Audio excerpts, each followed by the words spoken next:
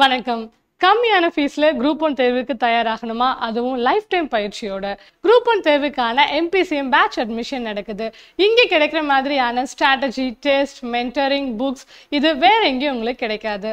இந்த batch join பண்ண மாணவர்களோட கனவு பதை அடையும் வரைக்கும் எங்க சப்போர்ட் இருக்கும். உடனே 9360533992 நம்பருக்கு கால் பண்ணுங்க. உங்க கனவை நிஜமாக்குங்க. Good morning. ஓகே, நம்ம இன்னைக்கு பார்க்க போகிறது வந்து வீக்லி டெஸ்ட். இந்த வாரம் 10 கொஸ்டின் எழுத போறீங்க. அந்த 10 கொஸ்டினுக்கான ஃபர்ஸ்ட் 5 கொஸ்டின் வந்து நம்ம வந்து டிஸ்கஷன் வந்து பார்க்க போறோம். வந்து 5மே மோஸ்ட் இம்பார்ட்டன்ட் கொஸ்டின்ஸ்னே சொல்லலாம். வந்து ஸோ நம்ம கொஸ்டின் எடுக்கிறதே வந்து இந்த வருஷம் எக்ஸாமில் மெயின்ஸில் வரணும் அப்படின்ற ஒரு எதிர்பார்ப்போட தான் கொஸ்டின் வந்து எடுக்கிறோம். கன்னட டெவலப்மெண்ட் டீமும் இந்த மாதிரி தான் ஒர்க் பண்ணிட்டு இருக்காங்க. ஸோ அதனால் இவங்க கேட்டிருக்கிறது எல்லாமே மோஸ்ட் இம்பார்ட்டன்ட். அது அப்படியே நமக்கு எக்ஸாமில் கொஸ்டின் வரதுக்கான பாசிபிலிட்டிஸ் இருக்கு. வந்துச்சு அப்படின்னா சிறப்பாக எழுதிடணும் அப்படின்றது தான் வந்து நம்ம notes making and test practice வந்து பண்ணுறது அப்படி பார்க்குறோம். ஹோப்பியும் நீங்கள் ரிவிஷன் பண்ணிட்டு இருப்பீங்கன்னு நினைக்கிறேன். வந்து அதனால் ரிவிஷன் அப்படின்றது ரொம்ப ரொம்ப முக்கியம் ஃப்ரெண்ட். அது ஸோ அதுதான் நம்மளை காப்பாற்ற போகுது. ஸோ அதுதான் வந்து நம்ம எக்ஸாம் எல்லாம் ஃபாஸ்ட்டாக எழுத வைக்க போகுது. நம்ம ப்ரெசன்டேஷன் எல்லாமே சூப்பராக இருக்கணும் அப்படின்னா வந்து நம்ம ரிவிஷன் வந்து நல்லா பண்ணணும், ஸ்ட்ராங்காக பண்ணணும் அப்படின்றது மட்டும் மைண்டில் ஃபிக்ஸ் பண்ணிக்கோங்க. ரிவிஷன் அப்படின்னும் என்ன நினைக்கிறீங்கன்னா மனப்பாடம் பண்ணிடணும், எல்லாமே மெமரி பண்ணிடணும் உடனடியாக அப்படின்னு நினைக்கிறீங்க. அப்படி கிடையாது.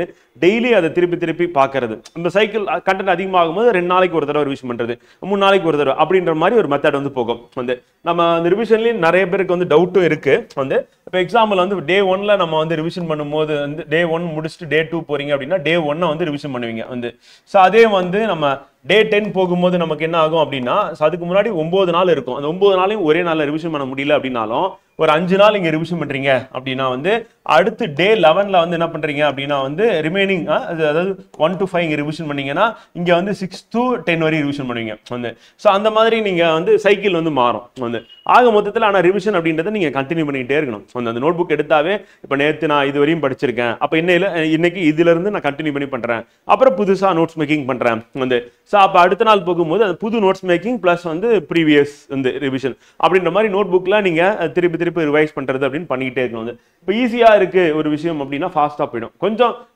புதுசா இருக்கு இந்த சப்ஜெக்ட் அப்படின்னா கொஞ்சம் டைம் எடுக்கும். அந்த மாதிரி வந்து வேரி ஆகும். வந்து நம்ம அது ப்ரிலிம்ஸ் போகும்போது எப்படி சொல்லுவோம் அப்படின்னா வந்து நல்லா தெரிஞ்சது 5 வாட்டி பண்ணுங்க, தெரியாதது ஒரு 10 வாட்டி ரிவிஷன் பண்ணுங்க அப்படின்ற மாதிரி கவுண்ட் கொடுத்துருவோம். ஈவன் இண்டெக்ஸ்ல வந்து நீங்க என்ன பண்ணணும், எத்தனை வாட்டி ரிவிஷன் பண்ணீங்கன்றது முதற்கொண்டு நீங்க வந்து போட்டுட்டே வரலாம். பென்சில்ல வந்து பாத்தீங்கன்னா நான் இதை வந்து 2 வாட்டி ரிவிஷன் பண்ணிட்டேன், அப்புறம் திருப்பி 3வது வாட்டி இந்த டாபிக் ரிவிஷன் பண்ணிட்டீங்கன்னா அடிச்சுட்டு 3 வாட்டி ரிவிஷன் பண்ணிட்டேன். அப்போ ஒவ்வொரு டாபிக்கும் நம்ம புக்கோட இண்டெக்ஸ்ல வந்து இப்போ 20 சாப்டர் இருக்கு, 30 சாப்டர் இருக்குன்னா அது எத்தனை வாட்டி எந்தெந்த சாப்டர் ரிவிஷன் பண்ணிருக்கீங்க அப்படின்னு சொல்லி பென்சில் எழுதிட்டே வந்தீங்கன்னா என்ன ஆகுனா உங்களுக்கு ஒரு ஐடியா கிடைக்கும். வந்து ஸோ அப்போ நம்ம மோஸ்ட் இம்பார்ட்டன்ஸ் ஆன டாப்பிக்கை நீங்க மல்டிபிள் டைம்ஸ் வந்து ரிவைஸ் பண்ணிருக்கீங்களா அப்படின்றத நீங்க செக் பண்றதுக்கு அது ஹெல்ப்ஃபுல்லா இருக்குன்னு பார்க்குறோம். இது மெயின்ஸ் பொறுத்தவரை நீங்க அந்த நோட் புக் எப்பெல்லாம் எடுக்கிறீங்களோ ஸோ அப்பெல்லாம் ரிவிஷன் பண்றது அப்படின்ற மாதிரி வச்சுக்கிட்டீங்கன்னா கரெக்டாக இருக்கும் ஃப்ரெண்டு.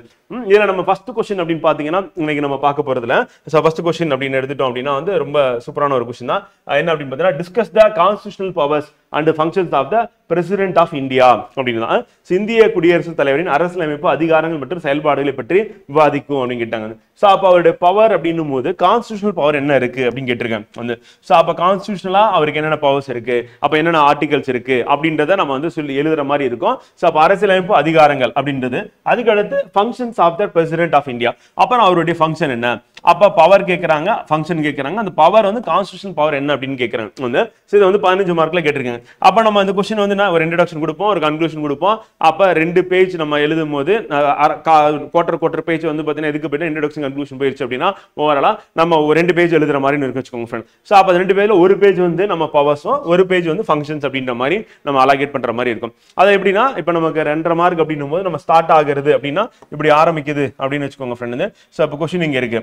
அப்போ ஃபர்ஸ்ட் ஒரு என்ன சொல்றதுன்னா ஒரு 4 லைன் 5 லைன் வந்து இன்ட்ரோடக்ஷன் போயிடும். அப்புறம் மீதி இருக்க கண்டென்ட். ஸோ அடுத்து இந்த பேஜ் வந்து ஸோ அதுக்கப்புறம் இந்த பேஜ் வந்து அப்போ இந்த பேஜ்ல நம்ம என்ன பண்ணுவோம்னா கன்க்ளூஷன் இங்கே வந்து கன்க்ளூட் பண்ணிடும். இங்கே வந்து இன்ட்ரோடக்ஷன் இருக்கும். ஸோ அப்போ பாடி அப்படின்னு எடுத்துட்டா இங்க இருந்து ஆரம்பிச்சு இங்க வரையும் வந்து பார்த்தீங்கன்னா பாடி இது வரையும் போகும் பாடி அப்படின்னு. ஸோ இப்படிதான் நீங்க எழுதுற மாதிரி இருக்கும் அப்படின்னு பார்க்குறோம். ஸோ அப்போ இந்த மாதிரி நம்ம பிளான் பண்ணிட்டோம் அப்படின்னா கரெக்டா இருக்கும் அப்படின்னு சொல்லி பார்க்குற ஃப்ரெண்ட்.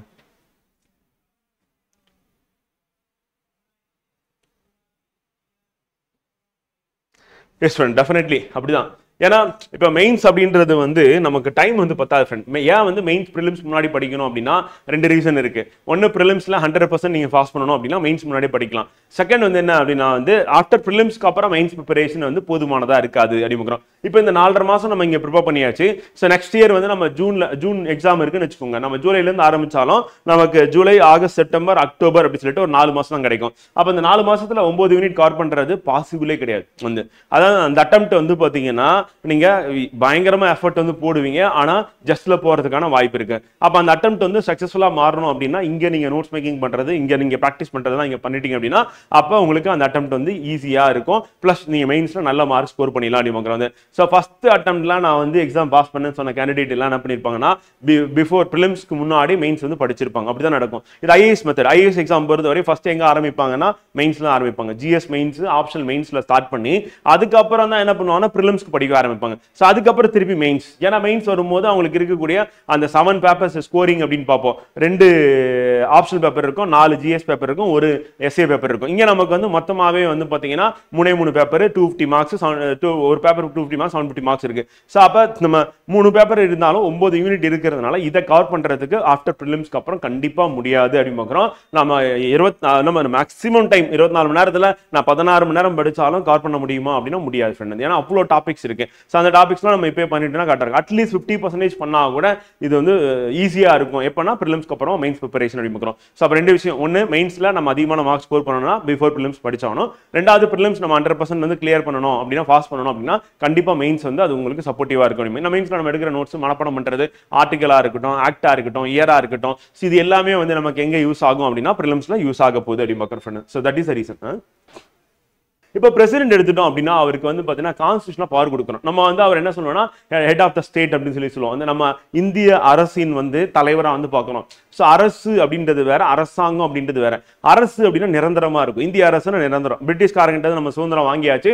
அப்போ சுதந்திரம் வாங்கினதுக்கு அப்புறம் இந்தியா அப்படின்னு ஒரு நாடு இருக்கு. இப்போ அரசாங்கம் மாறிக்கிட்டே இருக்கும். என்ன அரசாங்கம் அப்படின்னு வந்து பார்த்தீங்கன்னா இப்போ எக்ஸாம்பிள் வந்து காங்கிரஸ் இதுக்கு முன்னாடி இருந்தாங்க, அதுக்கப்புறம் பிஜேபி வந்திருக்காங்க. ஸோ அப்போ பிஜேபி அப்படின்னு இப்போ ஆட்சியில் இருக்கு, அது வந்து அரசாங்கம் அப்படி வரும். இப்போ ஏடிஎம்கே வந்து ஆட்சியில் இருந்தாங்க, அதுக்கப்புறம் திமுக ஆட்சிக்கு வந்துச்சு. அப்போ அரசாங்கம் அப்படின்னு மாறிட்டே இருக்கும். இந்த அரசாங்கத்தின் தலைவர் யாரு அப்படின்னு பார்த்தீங்கன்னா இங்க ஸ்டேட்லனா சிஎம், சென்ட்ரல் அப்படின்னா வந்து நம்ம பிஎம் அப்படின்னு பார்க்குறோம். அதே அரசின் தலைவர் அப்படின்னா வந்து பாத்தீங்கன்னா ஹெட் ஆஃப் த ஸ்டேட் அப்படின்னு சொல்லி சொல்லுவோம். அப்ப ஹெட் ஆஃப் த ஸ்டேட் அப்படின்னா வந்து யாரை சொல்லுவோம் அப்படின்னா வந்து president. Head of the government அப்படின்னு சொல்லி சொல்லும்போது யாரை சொல்லுவோம்னா பிரைம் மினிஸ்டர் அப்படின்னு பார்க்குறோம். அப்ப சென்ட்ரல்னா பிரைம் மினிஸ்டர், ஸ்டேட் அப்படின்னு யாரை சொல்லுவோம் அப்படின்னா சிஎம். அதே மாதிரிதான் வந்து மாநில அரசின் தலைவர் அப்படின்னா வந்து கவர்னர், மாநில அரசாங்கத்தின் தலைவர் அப்படின்னா சிஎம் வந்து. ஹெட் ஆஃப் த ஸ்டேட்னு சொல்லும்போது நம்ம ஸ்டேட்னா நம்ம இங்கிலீஷ்ல ஸ்டேட் அப்படின்ற வார்த்தை எதுக்குன்னா ஒரு கண்ட்ரியும் குறிக்கும் வந்து. ஸோ அப்போ அந்த இடத்துல வந்து நம்ம பிரசிடென்ட் அப்படின்னு இருக்கு. அப்போ இங்கே நம்ம சொல்லும் போது ஸ்டேட் அப்படின்னு மீனிங் வந்து பார்த்தீங்கன்னா இங்கே ஹெட் ஆஃப் த ஸ்டேட் அப்படின்னு எடுத்துட்டா மாநிலங்கள் இருக்கு அப்படின்னா ஸோ அதுக்கு மீனிங் என்ன அப்படின்னு வந்து பார்த்தீங்கன்னா நம்ம கவர்னர் அப்படின்னு பார்க்குறோம் வந்து. அதே ஹெட் ஆஃப் த கவர்மெண்ட் அப்படின்னு ஸ்டேட் கவர்மெண்ட் அப்படின்னு சொல்லி சொல்லும் போது அங்கே யார் வரணும்னா சிஎம் வருவாங்கன்னு பார்க்குறோம். இந்த புரிதல் நமக்கு தேவை. இப்போ இவங்க எல்லாருக்குமே என்ன பண்றாங்கன்னா கான்ஸ்டிடியூஷனலா வந்து சில பவர்ஸ் ஃபங்க்ஷன் வந்து இருக்கு ஃப்ரெண்ட் வந்து. ஸோ அப்போ பவர்ஸ் அண்ட் ஃபங்க்ஷன் அப்படின்னு பார்க்கும்போது கவுன்சில் ஆஃப் மினிஸ்டர்ஸ் உடைய பவர்ஸ் அண்ட் ஃபங்க்ஷன் தான் யாருக்கு வரும் அப்படின்னா வந்து பிரைம் மினிஸ்டருக்கு வரும் அண்ட் சிஎம்க்கு வரும். இங்க ஸ்டேட்லனா சிஎம், சென்ட்ரல்னா வந்து பிஎம்.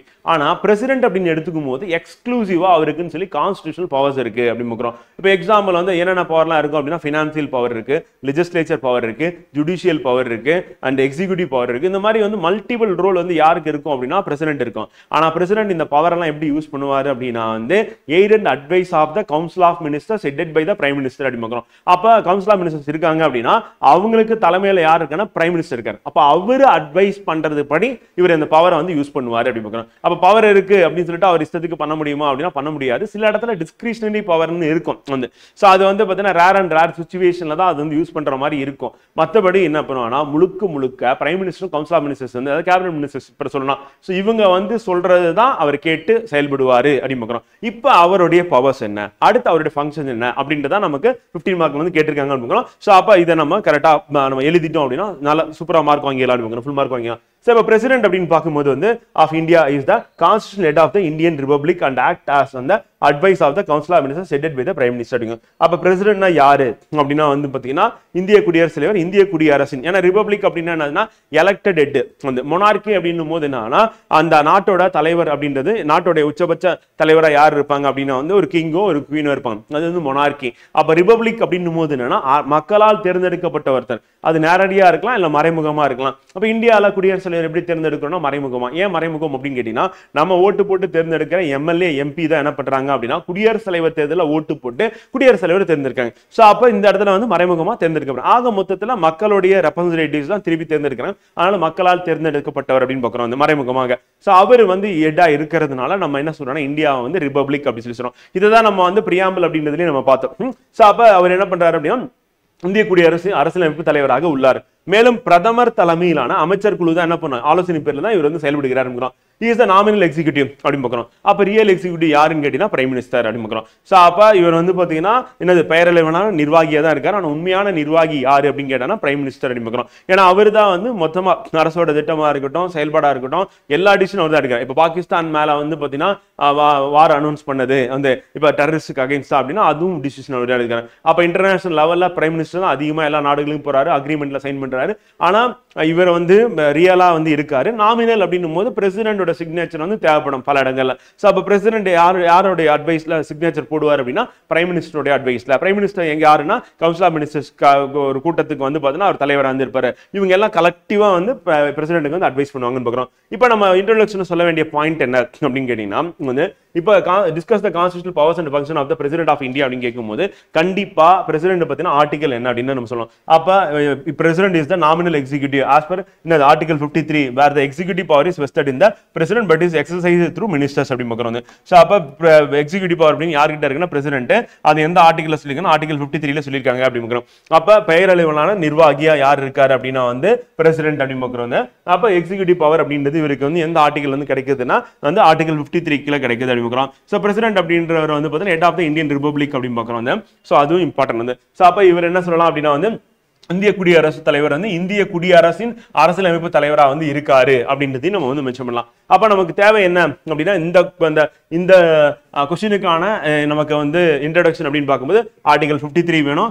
எக்ஸிக்யூட்டிவ் பவர் அப்படின்றது வந்து பார்த்தீங்கன்னா ஆர்டிகல் 53 கீழே வந்து இருக்கு. இவர் தான் வந்து நாமினல் எக்ஸிக்யூட்டிவா இருக்காரு. And head of the Indian republic வந்து யாரை சொல்றோம்னா பிரசிடென்ட் சொல்றோம் அப்படின்னு பார்க்கலாம். இதுதான் கீவேர்டு. இந்த கீவேர்டை நம்ம சொன்னா போதும் வந்து. மற்றபடி இதுல இருக்கக்கூடிய இந்த ரியலா வந்து கவுன்சில் ஆஃப் மினிஸ்டர்ஸ் அட்வைஸ் பண்றது ஒரு பக்கமா இருந்தாலும் அதே மாதிரி மினிஸ்டர் மூலமா வந்து இவரோட பவர் எக்ஸசைஸ் பண்றாரு அப்படின்னு இருந்தாலும் வந்து பார்த்தீங்கன்னா அது நம்ம சொல்லணும் அவசியம் இல்லை. பட் அந்த ஆர்டிகல் நம்ம சொல்லிட்டு அடுத்து நம்ம ஸ்ட்ரெயிட்டா எங்க போயிடலாம் அப்படின்னா எக்ஸிக்யூட்டிவ் பவர்ஸ் வந்து என்னென்ன இருக்கு. இப்போ கான்ஸ்டிடியூஷனல் பவர்ஸ் அப்படின்னு பார்க்கும்போது அப்ப கான்ஸ்டிடியூஷனல் பவர்ஸ் ஆஃப் பிரசிடென்ட் அப்படின்னு சொல்லிட்டு நம்ம என்ன பண்ணிடலாம்னா ஃபர்ஸ்ட் எடுத்த உடனே அது ஒரு ஹெட்டிங் போடலாம். அப்படி டைரக்டா பார்க்காம so constitutional powers of president அப்படின்னு எழுதிட்டோம் அப்படின்னா முடிஞ்சு. அப்ப குடியரசுத் தலைவரின் அரசியலமைப்பு அதிகாரங்கள் அப்படிங்கிறோம். சோ அப்ப குடியரசுத் தலைவரின் அரசியலமைப்பு அதிகாரங்கள் அப்படின்னு சொல்லி எழுதிட்டீங்கன்னா முடிஞ்சு போச்சு. இப்போ எழுதிட்டு அதுக்கு கீழே ஃபர்ஸ்ட் வந்து என்னன்னா எக்ஸிக்யூட்டிவ் பவர் என்ன அப்படின்னு பார்க்குறோம். நிர்வாக அதிகாரங்கள் என்ன அப்படின்றத நம்ம சொல்ற மாதிரி இருக்கும். The president is the formal head of the union of executive. All executive actions of the government India are taken in the name of president under article வந்து பாத்தீங்கன்னா 77 அப்படி பார்க்குறோம். சோ அப்ப நம்ம formal head of the union அப்படின்றத திருப்பி நம்ம கதை சொல்ல வேண்டியல. ஸ்ட்ரைட்டா என்ன பண்ணிடலாம் அப்படின்னா வந்து the government of India are taken in the name of president வந்து all executive actions அப்படி பார்க்குறோம். அப்ப all executive actions வந்து பாத்தீங்கன்னா taken in the name of president அப்படி பார்க்குறோம். ஆர்டிகல் 77 அவ்வளவுதான். அப்ப நமக்கு என்ன தேவை அப்படின்னா எக்ஸிக்யூட்டிவ் நிர்வாக அதிகாரங்கள் அப்படின்னும் போது வந்து குடியரசுத் தலைவர் பெயரால் எடுக்கப்படுகின்றன. அது எந்த சட்டப்பிரிவுல இருக்கு அப்படின்னா 77 இருக்கு அப்படி பார்க்குறோம். And appointments of the prime minister and council of ministers அப்படி பார்க்குறோம். அப்ப இந்த எக்ஸிக்யூட்டிவ் பவர்ல முக்கியமான ஒரு ரோல் என்னன்னா இவரே ஒரு எக்ஸிக்யூட்டிவ் தான். ஆனா இவருக்கு அடுத்தபடியா இருக்கிறது இல்ல இவர் வந்து அட்வைஸ் பண்ணக்கூடிய prime minister council of ministers இவர் அப்பாயின்ட் பண்றாரு எக்ஸிக்யூட்டிவ்ஸ். சோ அது எந்த ஆர்டிகல் வருது அப்படின்னா ஆர்டிகல் 75 அப்படி பார்க்குறோம். சோ நம்ம ஆர்டிகல் கண்டிப்பா நம்ம என்ன பண்ணணும் அப்படின்னா மார்க் பண்ணி காமிக்கணும், அண்டர்லைன் பண்ணி காமிக்கணும். சோ எக்ஸாக்ட்லி நம்ம என்ன எழுதிருக்கு. And appointment of governors states and chief judges of supreme court, high courts, attorney general, CAG வந்து chief election commissioner and ambassadors etcetera இவங்க எல்லாரையும் அப்பாயின்ட் பண்றது யாரு அப்படின்னா வந்து பிரசிடென்ட் எடுக்கணும். அப்ப பிரசிடென்டோட எக்ஸிக்யூட்டிவ் பவர் என்ன அப்படின்னு சொல்லி சொல்லும்போது ஒன்று வந்து பார்த்தீங்கன்னா அனைத்து நிர்வாக நடவடிக்கைகள் இவருடைய பெயரால் எடுக்கப்படுகின்றன. பிரிவு சட்டப்பிரிவு 77. அடுத்து சட்டப்பிரிவு 75 என்னது PM and council of ministers appoint பண்றது. ஸோ அதுக்கப்புறம் வேற யாரெல்லாம் இவர் அப்பாயின்ட் பண்றாரு அப்படின்னு பார்க்குறோம். இது எல்லாமே என்னன்னா நிர்வாக அதிகாரங்கள் கீழே வருது. அப்ப நிர்வாக அதிகாரம்னா என்ன, அந்த நிர்வாகத்தை நடத்துறதுக்கு தேவையானவங்க ஆட்களை வந்து அப்பாயின்ட் பண்ணிக்கிறாரு.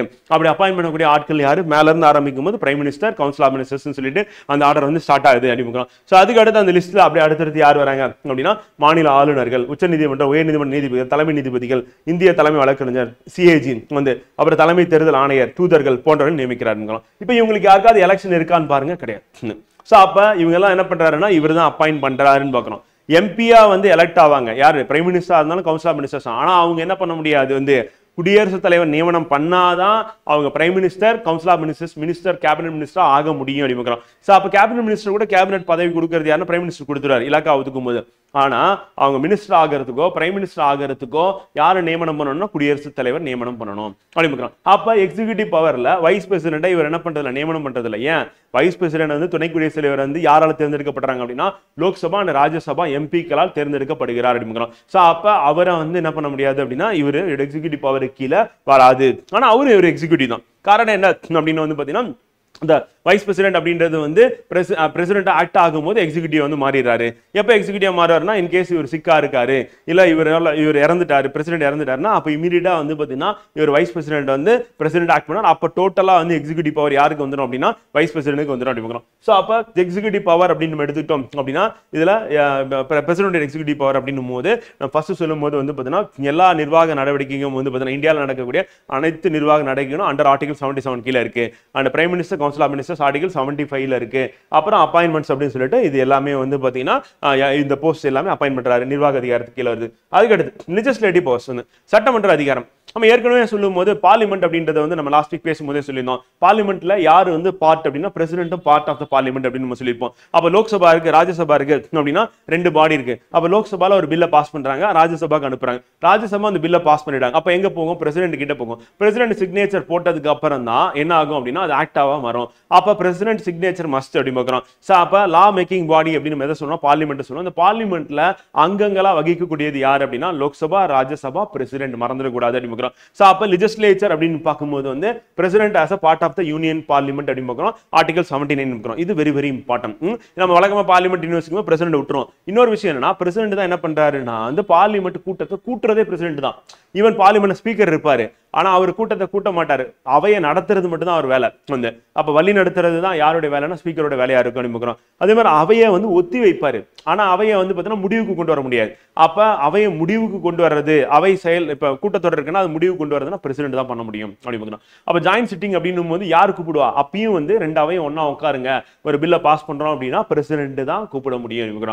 அப்ப ஒரு அவை இருக்கு, நோ கான்ஃபிடன்ஸ் மோஷன் கொண்டு வராங்க அப்படின்னா வந்து பாஸ் பண்ணிட்டாங்க அப்படின்னா அவையை கலைக்கிறது யார்? அதுவும் பிரசிடென்ட் தான் பண்ண முடியும். சோ அப்ப பிரசிடென்ட் அப்படின்றவர் வந்து பாத்தீங்கன்னா it is a part of the parliament. அதான் அண்டர் ஆர்டிகல் வந்து 79 பார்க்கிறோம். இதெல்லாம் நமக்கு பிரிலிம்ஸ்லயும் கேட்பாங்க ஃப்ரெண்ட். இப்ப கேட்டீங்கல நமக்கு மெயின்ஸ் ஏன் ஃபர்ஸ்ட் படிக்கணும் அப்படின்னு வந்து பாத்தீங்கன்னா இந்த மாதிரி ஆர்டிகல்ல நோட்ஸ் மேக்கிங் பண்ணிட்டு நல்லா ரிவைஸ் பண்ணுவோம். நம்ம மனப்பாடம் ஆயிடும். லெஜிஸ்லேச்சர் பவர்ல வந்து யாரு இருக்குன்னா பிரசிடென்ட் இருக்காரு தெரியும், பிரசிடென்ட்க்கு இருக்குன்னு தெரியும். சோ அப்ப part of the union parliament under article 79 அப்படிங்கலாம். அடுத்து summons prorogues of both houses வந்து பாத்தீங்கன்னா இப்ப சொன்னோம். அப்ப அவையை கூட்டுறது வந்து அப்புறம் ஒத்தி வைக்கிறது, கலைக்கிறது, இது எல்லாமே யார் பண்றது அப்படின்னா வந்து பிரசிடென்ட் பண்ணுவாரு. ஆர்டிகல் 85 அப்படி பார்க்கிறோம். And address the parliament at each commencement of the first session of the after each எலெக்ஷனா இருக்கட்டும் ஆர் எவ்ரி இயரா இருக்கட்டும் அல்லது நம்ம பட்ஜெட் ஃபர்ஸ்ட் மீட்டிங்கே நம்ம என்ன போடுவோம் அப்படின்னா கூட்டத்தொடர் அப்படின்றது எங்க நடக்கும் அப்படின்னா பட்ஜெட்ல தான் ஆரம்பிக்கும். சோ அதுல வந்து ஃபர்ஸ்ட் ஸ்பீச் கொடுக்கிறது யாருன்னா பிரசிடென்ட் வந்து பண்ணுவார்.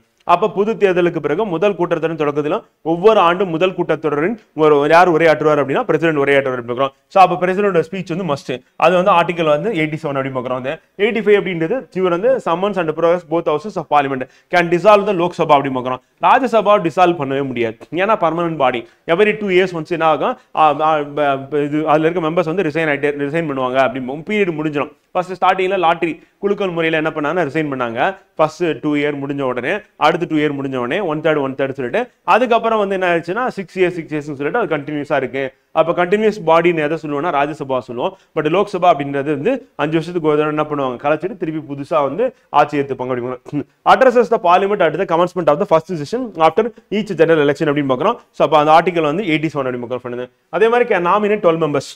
இப்போ நாமினேட் பண்ண 12 மெம்பர்ஸ் அப்படின்னும் போது நம்ம இசைஞானி இளையராஜா வந்து பார்த்தீங்கன்னா பிரசிடென்ட் வந்து நாமினேட் பண்ணியிருக்காங்க அப்படி பார்க்குறோம். வந்து எதுலன்னா ஆர்ட்ல அப்படின்னு பார்க்குறோம். அதே மாதிரி ஸ்போர்ட்ஸ்ல வந்து பிடி உஷா இருக்காங்கல்ல, ஸோ அவங்கள வந்து பார்த்தீங்கன்னா நாமினேட் பண்ணியிருக்காங்க அப்படி பார்க்குறோம். ஸோ அந்த மாதிரி வந்து art, literature, education, sports, social ஒர்க்னு சொல்லிட்டு ஒரு கேட்டகரைஸ் பண்ணி வச்சிருப்பாங்க கவர்மெண்ட். ஸோ அதுல வந்து ஒரு 12 பேரை வந்து என்ன பண்ணலாம்? பிரசிடென்ட் நாமினேட் பண்ணலாம். எந்த ஹவுஸ்க்கு அப்படின்னு பார்த்தீங்கன்னா ராஜ்யசபாக்கு அப்படி பார்க்குறோம். அப்ப ராஜ்யசபால எம்பியை வந்து நாமினேட் பண்றாருன்னா அது லெஜிஸ்லேச்சர் பவர் அப்படின்னு பார்க்கணும். ஸோ அதுவும் ஏன்னா இப்போ பார்லிமெண்ட்ல போய் பேசுறாருன்னா லெஜிஸ்லேச்சர் பவர் தான். அப்ப ஸ்பீச் கொடுக்குறாரு ஈவன் மெம்பரா இல்லைனாலும் பார்லிமெண்ட் கூட்டுறது அவர் தான், பார்லிமெண்ட் கலைக்கிறது அவர் தான் வந்து. ஸோ அப்ப இந்த மாதிரி பவர்ஸ் வந்து இருக்கிறது வந்து நம்ம என்ன சொல்லணும்னா லெஜிஸ்லேச்சர்ஸ் பவர் அப்படி பார்க்குறோம், சட்டமன்ற அதிகாரங்கள் அப்படின்னு சொல்லி. சட்டமன்றம் அப்படின்னும் போது நம்ம பாராளுமன்றத்தில் இருக்க லோக்சபா ராஜ்யசபா சட்டமன்றம் தான், இங்க இருக்க சட்டமன்றம் தான். ஆனா இது மாநில சட்டமன்றம் அப்படின்னு நம்ம சொல்லுவோம் வந்து பாத்தீங்கன்னா. சோ அது மத்திய சட்டமன்றம் அப்படின்னு சொல்லுவோம். ஆனா அதுக்கு நம்ம பேர் வச்சதுனால நம்ம என்ன சொல்றோம்னா லோக்சபா ராஜ்யசபா அப்படின்னு பார்க்குறோம். அப்ப 12 பேர் அப்படின்னு பார்க்குறோம். அப்ப டோட்டல் மெம்பர்ஸ் அப்படின்னு எடுத்துட்டோம்னா ஃப்ரெண்ட் வந்து 233 அப்படின்னு பார்க்குறோம். இது பிளஸ் வந்து 12 போட்டா 245 பேர் எங்க இருக்காங்க அப்படின்னா ராஜ்யசபால இருக்காங்க அப்படின்னு பார்க்குறோம். சோ இப்போ இந்த 12 அப்படின்றத நாமினேட் பண்றாரு எந்த ஆர்டிகல் அப்படின்னா ஆர்டிகல் 80 அப்படின்னு பார்க்குறோம். இது நமக்கு எக்ஸாம் பாயிண்ட் ஆஃப் இம்பார்ட்டன்ட். இப்போ இசைஞானி இளையராஜா வந்து பிரசிடென்ட் வந்து நாமினேட் பண்ணாங்க எந்த ஆர்டிகல் படின்னு கேள்வியா கூட கேட்பாங்க. Up to group 2 preliminary exam இந்த நெக்ஸ்ட் இயர் நடக்கிற குரூப் 1 எக்ஸாம்ல வந்து. இதுக்கு முன்னாடி வந்து சச்சின் டெண்டுல்கரை நாமினேட் பண்ணியிருக்காங்க, அப்புறம் மேரிகாம் நாமினேட் பண்ணியிருக்காங்க. ஸோ இந்த மாதிரி நிறைய பேர் வந்து பார்த்தீங்கன்னா ஃபேமஸ் பர்சனாலிட்டிஸ் எல்லாம் நாமினேட் பண்ணியிருக்காங்க அப்படின்னு சொல்லி பார்க்குறாங்க. நாமினேட் 2 members இந்த லோக்சபா அப்படின்னு பார்க்குறோம். ஆனால் இதை அமெண்ட் பண்ணி என்ன பண்ணிட்டாங்கன்னா தூக்கிட்டாங்க அப்படின்னு பார்க்குறாங்க. ஸோ இது அபாலிஷ்டு எப்போ அப்படின்னா வந்து 104th அமெண்ட்மெண்ட் ஆக்ட் அப்படின்னு பார்க்குறோம். காரணம் என்ன அப்படின்னா at the time of independence வந்து ஆங்கிலோ இந்தியன்ஸ் வந்து நிறைய இருந்தாங்க. அப்போ அவங்களுக்கான ரெப்ரஸன்டேட்டிவ்ஸ் ரொம்ப கம்மியா இருப்பாங்க, லோக்சபால இருக்கவே மாட்டாங்க அப்படின்றதுனால என்ன பண்ணாங்கன்னா 2 பேரை வந்து நாமினேட் பண்ணலாம் அப்படின்னாங்க. ஸோ அப்போ நம்ம லோக்சபா அப்படின்னு பார்க்கும்போது வந்து எவ்வளோ இருந்தது அப்படின்னா 543 + 2. அந்த 2 பேரை நாமினேட் பண்றது இருந்து அந்த 2 வந்து பார்த்தீங்கன்னா தூக்கிட்டாங்க, அந்த அபாலிஷ் பண்ணிட்டாங்க. அண்டர் அமெண்ட்மெண்ட் ஆக்ட் வந்து 104th அப்படின்னு பார்க்குறோம். அப்போ 104வது அரசியலமைப்பு திருத்த சட்டத்தின் படி என்ன பண்ணிட்டாங்கன்னா தூக்கிட்டாங்க. அப்படி தூக்குறதுனால இப்போ பிரசென்டா எவ்வளவு இருக்காங்க அப்படின்னா 543 பேர் இருக்காங்க அப்படின்னு பார்க்குறோம். நம்ம எப்படி ஞாபகம் வச்சுக்கலாம்னா இது 233, இது 543. ஸோ 33, இது 43, அது 2, 5 அப்படி ஞாபகம் வச்சுக்கோங்க ஃப்ரெண்டு. ஸோ அப்போ பிளஸ் 12 போட்டினா 245 வந்து ஆயிடும் அப்படின்னு. இதுதான் வந்து நம்ம எண்ணிக்கை. இல்லைன்னா 245, இது 243, 543 அப்படின்னு ஞாபகம் வச்சுக்கோங்க. 245 இது 543 அப்படின்னு கூட ஞாபகம் வச்சுட்டாலும் ஓகே தான் வந்து. ஸோ இப்போ நமக்கு லோக்சபால மெம்பர்ஸ் எவ்வளவு அப்படின்றதும் நமக்கு தெரிஞ்சுக்கணும். ஸோ அது நம்ம கேட்கறதுக்கு வாய்ப்பு இருக்கு. ஸோ அது வந்து இப்போ பிரசென்டா வந்து பார்த்தீங்கன்னா 543. No by the president article 111 அப்படிங்கிறோம். நம்ம ஏற்கனவே சொன்னதான் பார்லிமெண்ட்ல மசோதா கொண்டு வராங்க அப்படின்னும் போது அது வந்து பாஸ் பண்றாங்க அப்படின்னாலும் கையெழுத்து போட்டாதான் சட்டமாகும். அப்ப எந்த பிரிவு கீழே அப்படின்னா வந்து பாத்தீங்கன்னா 111 அப்படிங்கிறோம். அப்ப பிரசிடென்டோட சிக்னேச்சர் மஸ்ட் அப்படின்னு பாக்குறோம். எதுக்குன்னா பில் வந்து ஆக்டா கன்வெர்ட் ஆகிறதுக்கு அப்படிங்கிறோம். Can withhold assent, give assent or return the bill except money bills for reconsideration. அப்ப பிரசிடென்ட்க்கு பவர் அப்படின்னு பாத்தீங்கன்னா லெஜிஸ்லேச்சர் பவர்ல தலைவர் என்ன பண்ணுவாருன்னா வந்து மறுபரிசீலனைக்காக என்ன பண்ணுவாருன்னா ஒரு ஒப்புதலை நிறுத்தி வைக்கலாம், வந்து அப்புறம் ஒப்புதலை அளிக்கலாம், அல்லது ஒரு மசோதாவை திருப்பி அனுப்பலாம். ஸோ அப்ப என்ன பண்ணா வித்ஹோல்ட் பண்றது வந்து வந்து என்ன பண்றது அப்படின்னா வந்து ரிட்டர்ன் அனுப்பி வைக்கிறது வந்து. ஸோ அப்போ அவர் வந்து வித்ஹோல்டும் பண்ண முடியும், அதே மாதிரி ரிட்டர்னும் அனுப்பலாம் வந்து, அதே மாதிரி ரிஜெக்டும் பண்ணலாம் வந்து. ஸோ அப்போ மொத்தம் 3 விதமாக வந்து பார்த்தீங்கன்னா அவர் வந்து எக்ஸிக்யூட் பண்ணலாம் அப்படின்னு பார்க்குறோம். ஸோ வித்ஹோல்டு, ரிட்டர்ன் அப்படின்னு பார்க்குறோம். அந்த சரி 3 விதமாக. ஒன்று வந்து வித்ஹோல்ட் பண்ணுறது அதை ரிஜெக்ட் பண்ணுறதுக்கு சமம், அசன்ட் கையெழுத்து போடுறது, அதுக்கப்புறம் ரிட்டர்ன். இப்போ என்ன ஆகுதுன்னா இந்த 3 விதமான இதில் வந்து ப்ரொவிஷன்ஸில் வந்து அப்போ ஒன்று நிறுத்தி வைக்கிறார் வந்து. ஏன்னா இது வந்து இந்த பில்லை பொறுத்தவரையும் வந்து பார்த்தீங்கன்னா இப்போ எக்ஸாம்பிள் வந்து எப்போ இது நடக்கும் அப்படின்னு பார்த்தீங்கன்னா சிச்சுவேஷன் எப்படி நடக்கும்னா இப்போ இருக்கிற கவர்மெண்ட் வந்து இப்போ 2024 எலெக்ஷன் நடக்குது ஃப்ரெண்ட் வந்து. ஸோ அந்த டைம்ல வந்து எலெக்ஷன் நடக்கிறதுக்கு முன்னாடி என்ன பண்றாங்கன்னா பிரசிடென்ட்டுக்கு ஒரு பில் அனுப்பிடுறாங்க வந்து. அடுத்த பில் அனுப்பின உடனே அந்த பில்லில் அவர் இன்னும் சைன் பண்ணலை, எலெக்ஷன் வந்துருச்சு வந்து. ஸோ இப்போ என்ன ஆகுதுன்னா அப்போ இருக்கிற கவுன்சில் ஆஃப் மினிஸ்டர்ஸ் வந்து பார்த்தீங்கன்னா அவங்களுடைய இதை வந்து ராஜினாமா பண்ணி லோக்சபாவை கலைச்சிடுறாங்க. இப்போ பிரசிடென்ட் சிக்னேச்சருக்காக ஒரு பில்லு வந்திருக்கு, அப்போ லோக்சபாவை கலைச்சாச்சு. இப்போ இந்த பில்லில் இவர் வந்து கையெழுத்து போடாமல் அப்படியே வித்ஹோல்ட் பண்ணி வைப்பார். எப்போ கையெழுத்து போடுவார்னா திருப்பி எலெக்ஷன் நடந்து புதுசாக கவர்மெண்ட் ஃபார்ம் ஆனதுக்கு அப்புறம் அந்த கவர்மெண்ட்ல இருக்கக்கூடிய cabinet ministers headed by prime minister, council of ministers இருப்பாங்க, அதுக்கு ஒரு தலைமை வந்து பிரைம் மினிஸ்டர், அவர் வந்து அட்வைஸ் பண்ற வரையும் வெயிட் பண்ணுவார். இப்போ அவர் வந்து என்ன சொல்றாரு அப்படின்னா நீங்க கையெழுத்து போடுங்கன்னு சொல்லலாம்.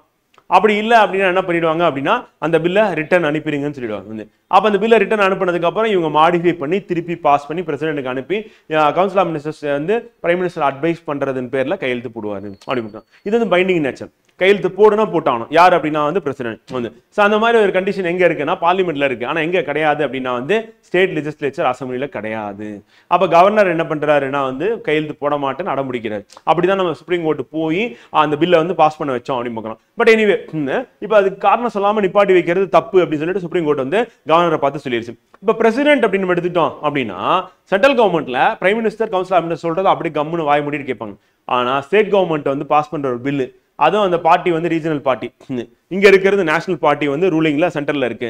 இப்போ இதை வந்து கவர்னர் ரிசர்வ் பண்றேன்னு எடுத்து பிரசிடென்ட்க்கு அனுப்பும்போது பிரசிடென்ட் ஆக்ஷன் எதுவும் எடுக்க மாட்டேங்கிறாங்க. அப்ப சுப்ரீம் கோர்ட் என்ன சொல்லுதுன்னா, நீங்க ஆக்ஷன் எடுக்கல அப்படின்னா நான் அந்த பில்லை பாஸ் பண்ணிடுவேன் அப்படின்னு சொல்றாங்க. அப்ப நீங்க காரணமே இல்லாம நீங்க வந்து நிப்பாட்டி வைக்கிறது அப்படின்றது தப்பு அப்படின்னு சொல்லிட்டு சுப்ரீம் கோர்ட் வந்து ரீசன்ட் ஜட்ஜ்மெண்ட் வந்து சொல்லிட்டாங்க. சரி, பட் எனிவே இப்ப நம்ம மறுபரிசீலனை அப்படின்றத செய்ய சொல்லி அனுப்பலாமா அப்படின்னா அனுப்பலாம். வந்து எப்படி அனுப்புவாங்க அப்படின்னா, இப்ப எக்ஸாம்பிள் வந்து பாத்தீங்கன்னா ஃப்ரெண்ட் வந்து இப்ப பிரசிடென்ட் எலெக்ஷனும் பிரைம் மினிஸ்டர் எலெக்ஷனும் ஒரே நேரத்தில் நடக்காது. வந்து அப்ப என்ன ஆகும் அப்படின்னா, இப்ப காங்கிரஸ் பீரியட்ல வந்து பிரணாப் முகர்ஜி வந்து என்னவா இருக்காருன்னா பிரசிடென்டா இருக்காரு. வந்து 2014 பிரைம் மினிஸ்டர் நரேந்திர மோடி வந்து 2014 எலெக்ஷன்ல வந்து பாத்தீங்கன்னா நரேந்திர மோடி அவர்கள் பிரைம் மினிஸ்டர் ஆகிறார். அப்ப அவர் ஆகும்போது அவருக்கு பதவி பிரமாணம் செஞ்சு வைக்கிறது யாருன்னா காங்கிரஸ் கட்சியில மெம்பரா இருந்து பிரசிடென்டான பிரணாப் முகர்ஜி.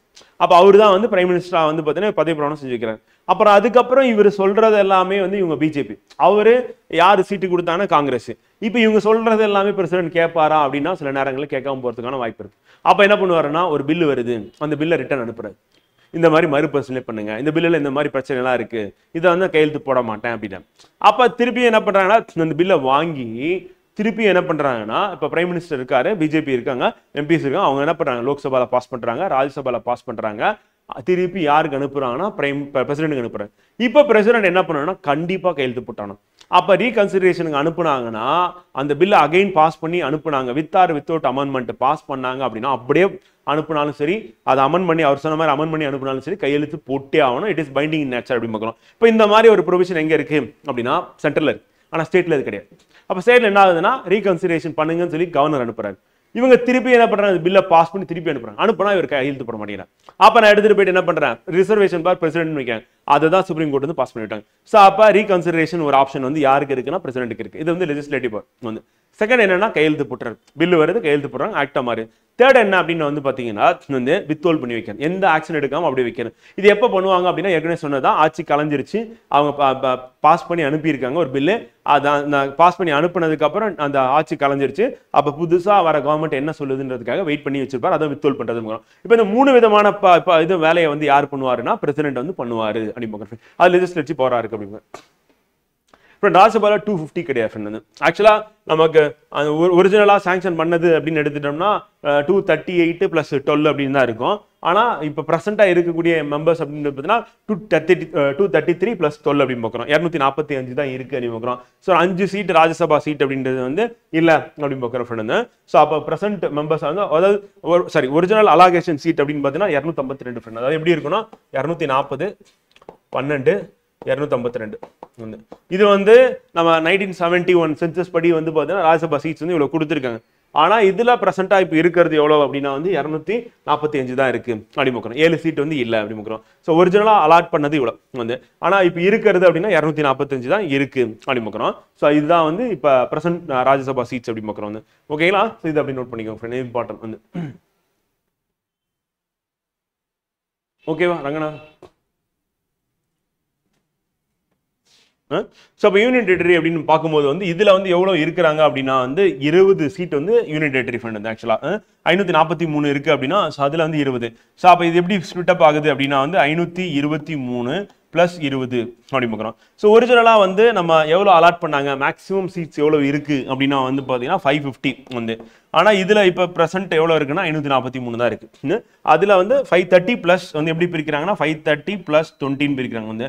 இந்த கால்குலேஷன் வேணாம், கன்ஃபியூஸ் ஆயிடுவீங்க. அதனால நம்ம இதை மட்டும் வச்சுக்கலாம். 543 வந்து 523 + 20 சொல்லிட்டு இப்ப பிரசன்டா இருக்கிறது மட்டும் ஞாபகம் வச்சுப்போம். ஸோ அதையும் படி இது பிரசன்டா இருக்கு ஞாபகம் வச்சுப்போம். So total number of seats வந்து பாத்தீங்கன்னா நமக்கு இங்க ராஜ்யசபா அப்படின்னு எடுத்துட்டோம் அப்படின்னா மேக்ஸிமம் வந்து 252 வந்து இருக்கலாம் அப்படின்னு பாக்குறோம். ஸோ அதுல வந்து 240 + 12 பாக்குறோம். இது மேக்ஸிமம் வந்து. ஆனா மேக்ஸிமம் அப்படின்னு லைட்டா தெரிஞ்சதா போதும். நம்ம கேட்கறது அப்படின்றது 543 and 245 தான் கேட்பாங்க. ஸோ அது இம்பார்ட்டன்ட் ஃப்ரெண்ட். ஸோ இப்போ அடுத்து அப்போ பிரசிடென்ட் வந்து பாத்தீங்கன்னா நம்ம லெஜிஸ்லேச்சர் பவர் அப்படின்னு பார்க்கும்போது 3 விதமான பவர் வந்து யூஸ் பண்றாரு. பில்லு சம்பந்தமா, மசோதா சம்பந்தமா பார்க்கிறோம். And can propagate ordinance. இப்போ ஆர்டினன்ஸ் அப்படின்றது என்ன அப்படின்னு பாத்தீங்கன்னா ஃப்ரெண்ட் வந்து லோக்சபா ராஜ்யசபா 2 ஹவுஸுமே வந்து இப்போ கூட்டத்தொடர் நடந்துட்டு இருக்கும். இப்போ கூட்டத்தொடர் முடிஞ்சிருச்சு வந்து.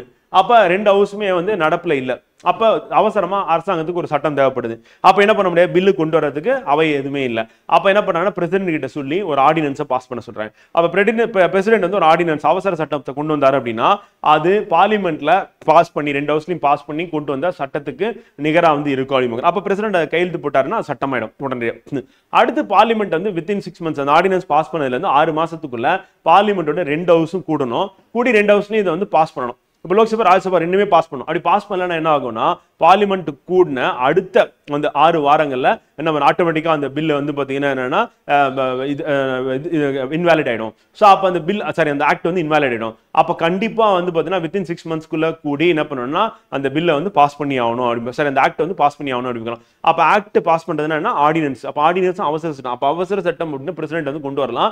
அது ஈக்குவல் டு பார்லிமெண்ட்ல பில்லை வந்து பாஸ் பண்ணி பிரசிடென்ட் கையெழுத்து போட்ட அந்த சட்டத்துக்கு வந்து சமமா இருக்கும். ஆனா வித்தின் 6 months தான் அதனுடைய வேலிட் வந்து இருக்கும் அப்படிங்கிறோம். அப்ப ஆர்டினன்ஸ் பவர் அப்படிங்கிறது பிரசிடென்ட் வந்து அண்டர் ஆர்டிகல் வந்து 123 அப்படி பார்க்கிறோம். இது ஏதாவது ஒரு அவை செயல்பாட்டுல இல்லைனாலும் இல்ல 2 ஹவுஸுமே வந்து பாத்தீங்கன்னா நடக்கல அப்படின்னாலும் அந்த டைம்ல வந்து ஆர்டினன்ஸ் வந்து போட முடியும் அப்படிங்கிறோம். இப்ப லோக்சபா வந்து அந்த ரன்னிங் அப்ப வந்து நடந்துட்டு இருக்கு, ராஜ்யசபா ரன் ஆகல அப்படின்னா அப்பயும் வந்து ஆர்டினன்ஸ் கொண்டு வரலாம். இல்ல ராஜ்யசபா வந்து அவை வந்து கூட்டத்தொடர் நடந்துட்டு இருக்கு, லோக்சபா வந்து இல்ல அப்படின்னா வந்து அப்பயும் வந்து ஆர்டினன்ஸ் பண்ணலாம். 2 ஹவுஸுமே வந்து கூட்டத்தொடர் நடக்கவே இல்லை அப்படின்னா பார்லிமெண்ட் கூடல அப்படின்னா அப்பயும் ஆர்டினன்ஸ் கொண்டு வரலாம். அப்ப ஆர்டினன்ஸ் அப்படின்றது வந்து பாத்தீங்கன்னா அரசாங்கம் வந்து எப்ப தேவையோ அவசர சட்டம் கொண்டு வந்துக்கலாம். ஆனா அதுக்கு லைஃப் அப்படின்னு பாத்தீங்கன்னா 6 மாசத்துல திருப்பி என்ன பண்ணணும், பாஸ் பண்ணி ஆகணும் அப்படின்னு. அதுக்கு financial powers of the president.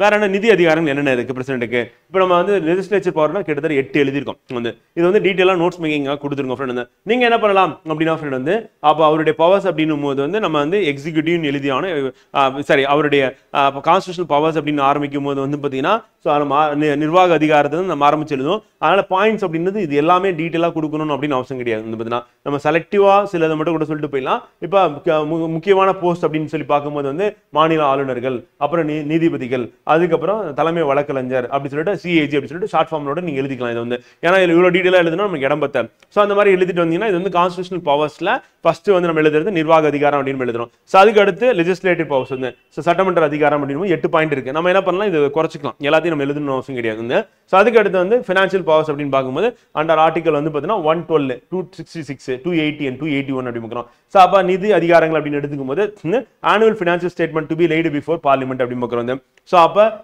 இவர்கிட்ட இவரோட ரெக்கமெண்டேஷன்ல தான் என்ன பண்ணுவாங்க அப்படின்னா வந்து ஆனுவல் ஃபினான்ஷியல் ஸ்டேட்மெண்ட் அப்படின்னு தாக்கல் பண்ணுவாங்க 112 அப்படி பார்க்குறோம். வந்து and no money bill can be introduced in parliament. ஏன்னா பிரசிடென்டோட ப்ரையர் ரெக்கமெண்டேஷன் கண்டிப்பா அவசியம். எதுக்குன்னா மணி பில் அப்படி பார்க்குறோம் 110 கீழே. அப்ப பட்ஜெட் வந்து 112, மணி பில் அப்படின்றது என்னன்னா பண மசோதா அப்படின்னு பார்க்குறோம். ஸோ அது வந்து 110 கீழே தாக்கல் பண்றது வந்து. அதே மாதிரி ஃபினான்ஸ் கமிஷன் அப்படின்றது எவரி 5 years ஒன்ஸ் வந்து என்னன்னா இவர் வந்து அப்பாயின்ட் பண்ணுவார் அப்படின்னு. ஸோ அது வந்து அண்டர் ஆர்டிகல் 280 அப்படிங்கிறோம். ஸோ அப்போ ஒன்று பட்ஜெட் அது அண்டர் ஆர்டிகல் வந்து 112, அண்ட் மணி பில் அப்படின்றது அண்டர் ஆர்டிகல் வந்து 110, அண்ட் ஃபினான்ஸ் கமிஷன் அப்படின்றது அண்டர் ஆர்டிகல் 280 அப்படிங்கிறோம். இதெல்லாம் வந்து அவருடைய நிதி அதிகாரங்கள் அப்படின்னு பார்க்குறோம். ஸோ நிதி அதிகாரங்கள் ஒரு 3 பாயிண்ட் நமக்கு இருக்கு. அண்ட் ஜுடிஷியல் பவர்ஸ் அப்படின்னு பார்க்கும்போது ஆர்டிகல் 72 என்னன்னா பார்டனிங் பவர். அந்த பார்டனிங் பவர் மன்னிச்சு வெளியிடுறது. இப்போ தூக்கு தண்டனை கொடுத்துட்றாங்க அப்படின்னா அந்த தூக்கு தண்டனை கைதியை மன்னிச்சு டோட்டலா மன்னிச்சு அவர் வெளியே விடக்கூடிய அதிகாரம் யாருக்கு இருக்குன்னா பிரசிடென்ட் இருக்கு. ஆனா இங்கே என்ன பண்ணுவாங்க, ஹோம் மினிஸ்டர் கொடுக்கக்கூடிய அட்வைஸ்ல தான் அவர் வந்து செயல்படுவார் அப்படின்னு பார்க்கிறோம். ஸோ அப்போ அந்த ஆர்டிகல் 72ல அவர் என்ன பண்ண முடியும், மன்னிச்சு விட்டுடலாம், இல்லைன்னா தண்டனையை வந்து குறைக்கலாம், இல்லைன்னா தூக்கு தண்டனை நிறுத்தி வைக்கலாம். இதெல்லாம் யாரு பண்ண முடியும்னா பிரசிடென்டால பண்ண முடியும் அப்படின்னு பார்க்கிறோம். அப்போ நீதிமன்றத்தில் வழங்கின தீர்ப்பு. அப்போ உச்ச நீதிமன்றமே ஒரு குற்றவாளிக்கு வந்து தூக்கு தண்டனை கொடுத்தாலும் அவனை மன்னிச்சு வெளியிடக்கூடிய பவர் யாருக்கு இருக்கு அப்படின்னா பிரசிடென்ட் இருக்கு. ஸோ அதுதான் என்ன சொல்லணும், pardoning power of the president 72 அப்படி பார்க்கிறோம். அண்ட் எமர்ஜென்சி பவர்ஸ் அப்படி பார்க்கும்போது மொத்தம் 3 விதமான எமர்ஜென்சி இருக்கு ஃப்ரெண்ட். ஒன்று நேஷனல் எமர்ஜென்சி அண்டர் ஆர்டிகல் 352, அடுத்து ஸ்டேட் எமர்ஜென்சி அண்டர் ஆர்டிகல் 356, அடுத்து 360 வந்து பாத்தீங்கன்னா ஃபினான்ஷியல் எமர்ஜென்சி அப்படி பார்க்கிறோம். ஸோ அப்போ 3 விதமான எமர்ஜென்சி பவர்ஸ் வந்து இருக்குன்னு சொல்லிட்டு சிம்பிளா கூட எழுதிடலாம். உள்ளுக்குள்ள நீங்க பாயிண்ட்ஸ் கொடுக்கணும்னு அவசியம் கிடையாது. காரணம் என்னன்னா நம்ம அந்த ஸ்பேஸ் மேனேஜ்மெண்ட்டுக்காக நம்ம இடம் மொத்தம் 2.5 பேஜ் தான் இருக்கு, அதில் எல்லாத்தையும் எழுதணும் அப்படின்றதுனால நம்ம ஆர்டிகலை மென்ஷன் பண்றதுல தான் நம்ம கான்சன்ட்ரேஷன் வந்து இருக்கணும். வந்து அப்போ இந்த ஆர்டிகல் இருக்கிறத கிறிஸ்பா சொன்னாவோட இப்போ national emergency, presidency rule, state and financial emergency நம்ம எழுதிட்டு போயிட்டோம்னா கட்டம். அதுக்கடுத்து diplomatic, military and miscellaneous powers, ராஜதந்திர, ராணுவம் மற்றும் இதர அதிகாரங்கள் அப்படின்னு பார்க்கும்போது வந்து represent India in international affairs வந்து சென்ஸ் அண்ட் ரிசீவ்ஸ் அம்பாசிடர்ஸ். இப்போ அம்பாசிடர்ஸ் வந்து இந்தியாவில இருந்து போறதும் வர்றதும் அப்படின்றது வந்து பாத்தீங்கன்னா யாருடைய பேர்ல நடக்கும் அப்படின்னா வந்து பிரசிடென்ட் பேர்ல வந்து. ஸோ இப்போ கவர்மெண்ட் வந்து பிரைம் மினிஸ்டர் கண்ட்ரோல்ல இருந்தாலும் இவருடைய சீலும் இவருடைய சிக்னேச்சர் வந்து பாத்தீங்கன்னா எல்லா இடத்துலயும் வந்து இருக்கும். அதே மாதிரி supreme commander of defence force வந்து இப்போ சுப்ரீம் கமாண்டரா இவர் இருப்பாரு. ஆனா அது வந்து என்னது ஒரு செரிமனியல் போஸ்ட் மாதிரி தான். ஆனா ஒரிஜினலா யார் வந்து சுப்ரீம் அப்படின்னு பாத்தீங்கன்னா பிரைம் மினிஸ்டர் தான். அப்ப பிரைம் மினிஸ்டர் சொல்றதான் யார் கேட்பாங்க அப்படின்னா முப்படை தளபதினு கேட்க போறாங்க அப்படின்னு. ஏன்னா அவங்களை அப்பாயின்ட் பண்றது யார் அப்படின்னா பிரசிடென்ட். ஆனா யார் அட்வைஸ் பண்ணி அப்பாயின்ட் பண்ணுவா வந்து பிரைம் மினிஸ்டரோட அட்வைஸ்ல தான் அவர் வந்து அப்பாயின்ட் பண்ணுவார் அப்படின்னு. அதுக்கு அடுத்து declares war and peace and subject in parliament approval வந்து பார்த்தீங்கன்னா அப்ப பாராளுமன்ற ஒப்புதலுக்கு உட்பட்டு போர் மற்றும் அமைதி அறிவிக்கிறது. அப்ப போர் அறிவிக்கிறாரு அப்படின்னு வந்து பாத்தீங்கன்னா பாராளுமன்ற இப்ப சர்ஜிக்கல் ஸ்ட்ரைக் அப்படின்னும் போது என்ன ஆகும் அப்படின்னா பார்லிமெண்ட்டுக்குள்ள கொண்டு வர மாட்டாங்க வந்து.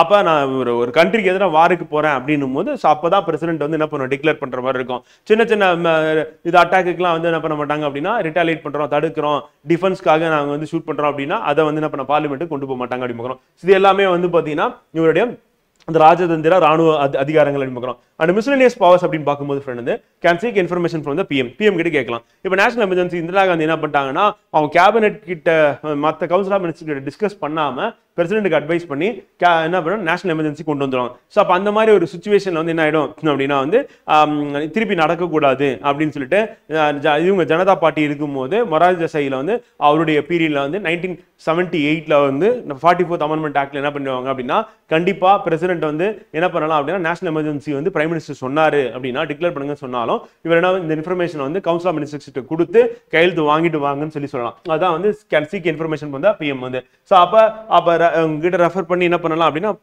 வாங்கலாம். அதே மாதிரி ஏதாவது இன்ஃபர்மேஷன் வேணும் அப்படின்னா பிரைம் மினிஸ்டர் வந்து கேட்கலாம் அப்படின்னு. அதே மாதிரி can refer any matter to supreme court for advisory opinion. அப்ப சுப்ரீம் கோர்ட்டுக்கு என்ன பண்ணா அட்வைஸ் கேட்கலாம் வந்து எனக்கு இந்த விஷயத்துல வந்து டிசிஷன் எடுக்க முடியல எனக்கு ஹெல்ப் பண்ணுங்க அப்படின்னு சொல்லிட்டு அண்டர் ஆர்டிகல் வந்து 143 கீழ வந்து கேட்கலாம் வந்து. அதே மாதிரி exercise powers relating to administration of union territories வந்து அப்ப யூனியன் பிரதேசங்களின் நிர்வாகம் தொடர்பான அதிகாரங்கள் யார்கிட்ட இருக்கும் அப்படின்னா டைரக்டா பிரசிடென்ட் கிட்ட தான் இருக்கும். ஆனா ஹோம் மினிஸ்டர் தான் டீல் பண்ணுவாங்க. ஆனா பிரசிடென்ட் கிட்ட நிர்வாக அதிகாரம் இருக்கும் அப்படின்னு பார்க்கணும். இது எல்லாமே வந்து பிரசிடென்ட்டுடைய பவர்ஸ் அண்ட் ஃபங்க்ஷன்ஸ் அப்படின்னு பார்க்கணும். ஸோ இது பவர்ஸ் அண்ட் ஃபங்க்ஷன்ஸ் ரெண்டுமே சேர்ந்த மாதிரி தான் எழுதிருக்கும். டைட்டில் என்ன பண்ணலாம் constitutional powers and functions of president சொல்லி போட்டுருங்க. போட்டுட்டு அப்படியே ஃபுல்லா எழுதிட வேண்டியதான் ஃப்ரெண்ட். எழுதிதான் முடிச்சு கன்க்ளூஷன் அப்படின்றது வந்து கண்டிப்பா த பிரசிடென்ட் அப்படின்னு India nominate is role is indispensable in upholding the constitution and ensuring smooth functioning of the parliamentary system அப்படிங்கிறது. And he acts as a guardian of the constitution with the powers exercised on the advice of the council of ministers. His functions span across all branches of governance அப்படின்னு பார்க்கறாங்க. அதே மாதிரி constitutional order and unity வந்து இவர் வந்து insure பண்றது இவருடைய வேலையா வந்து இருக்கு அப்படிங்கிறோம். டீடைலா இருக்கு. ஃபர்ஸ்ட் பாயிண்ட் கூட நம்ம வந்து கன்க்ளூஷனா போட்டீங்க அப்படின்னா கரெக்டா இருக்கும் அப்படின்னு சொல்லி பார்க்கறோம். ஃபர்ஸ்ட் பாயிண்ட் ஓகேங்களா.